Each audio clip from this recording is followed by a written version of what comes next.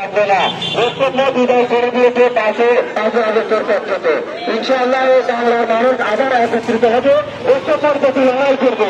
ঐক্যতার প্রতি লড়াইয়ের জন্য সর্বদা প্রস্তুত থাকবে এবং নবম পরিচালনের জন্য সকল কর্মকর্তা কর্মচারীরা আশাবাদী। সেই আশাকে ব্যক্ত করে আজকের এই মানববন্ধন, শুধু এই মানববন্ধন নয়, এই মানববন্ধনের মধ্যে দিয়ে আগামীতে আরো কঠিন থেকে কঠিন কর্মসূচি চালু করা হবে এবং আমাদের কর্মসূচিতে সাদর করার জন্য সবসময় সবার সর্বদা প্রস্তুত থাকবে এবং আমাদের মহার্গমাতার একটি দাবি, সেই দাবিতে সফল করার লক্ষ্যে সকল কর্মকর্তা কর্মচারী ভেনেরা আগামী যে সকল কার্যকলাপ যদি করতে হয়, যদি কোনো আন্দোলন সংগ্রাম যদি করতে হয়, আন্দোলন সংগ্রামের জন্য আমরা প্রস্তুত থাকবো ইনশাআল্লাহ। থাকবে ইনশাআল্লাহ। এই কথা এই বক্তব্য শেষ করলাম।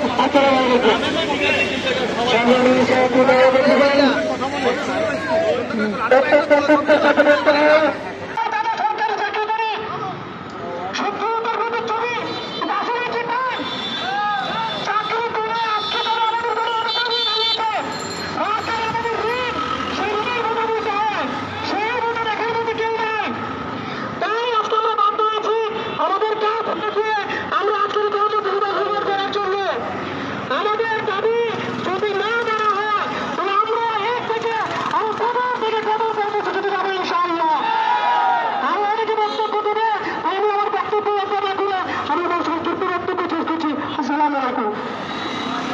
ধন্যবাদ ভাইকে সংসদের গুরুত্বপূর্ণ বক্তব্য দেওয়ার জন্য। এবার যে বক্তব্য নিয়ে আসছেন ডাব্লিউএমসিতে কর্মরত মোহাম্মদ মেজবা ভাইকে বক্তব্য দেওয়ার জন্য অনুরোধ জানাচ্ছি।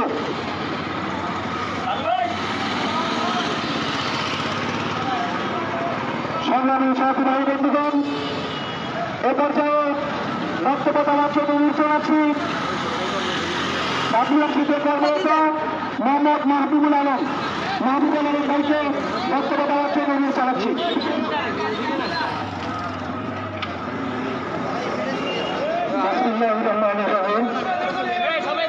বাংলাদেশ সরকারি কর্মচারী পরিষদ কর্তৃক আয়োজিত আজকের এই মানববন্ধনের সম্মানিত সভাপতি, উপস্থিত বাংলাদেশ সৈনিক বিদ্যমান সর্বস্তরের ট্রেড ইউনিয়নের নেতৃবৃন্দ, আমার প্রাণপ্রিয় শ্রমিক কর্মচারী ভাই বোনেরা, সকলকে এই দুঃখের সহিত জানাচ্ছি রক্তিম শুভেচ্ছা।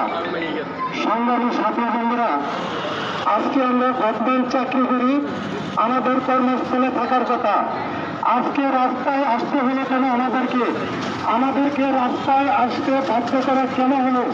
সরকার বাহাদুরকে, ওনাদের এনএসআই গোয়েন্দা সংস্থা এবং আমাদের প্রিন্ট মিডিয়ার মাধ্যমে সরকার বাহাদুরদের কাছে জানতে চাই, আজকে আমাদেরকে কেন এই রাস্তায় নামানো হলো? এর পিছনে কারণ কি? আমি একটা কথা বলব, গত বৃহস্পতিবার তথাকথিত সেই বুদ্ধিজীবী নামে অর্থনীতি, আমি এদেরকে অর্থনীতি বলবো না, এরা আসলে বাংলাদেশের শ্রমিক না, মন্তব্য করেছেন, আপনারা সকলেই অবগত। উনি বলেছিলেন এই মুহূর্তে বাংলাদেশের মর্যাদা দেওয়ার কোন প্রয়োজন নাই। উনি যুক্তি শুনিয়েছেন বাংলাদেশের একজন উপসচিব যখন পলিসি পায় উনি 50 লক্ষ টাকা বিনা সুদে সর্বপ্রথম সরকারি চাকরিজীবীদের নবম পে স্কেল সহ মহার্ঘ ভাতা সংক্রান্ত সঠিক তথ্য পেতে চ্যানেলটিতে লাইক, কমেন্ট ও সাবস্ক্রাইব করতে ভুলবেন না। ধন্যবাদ।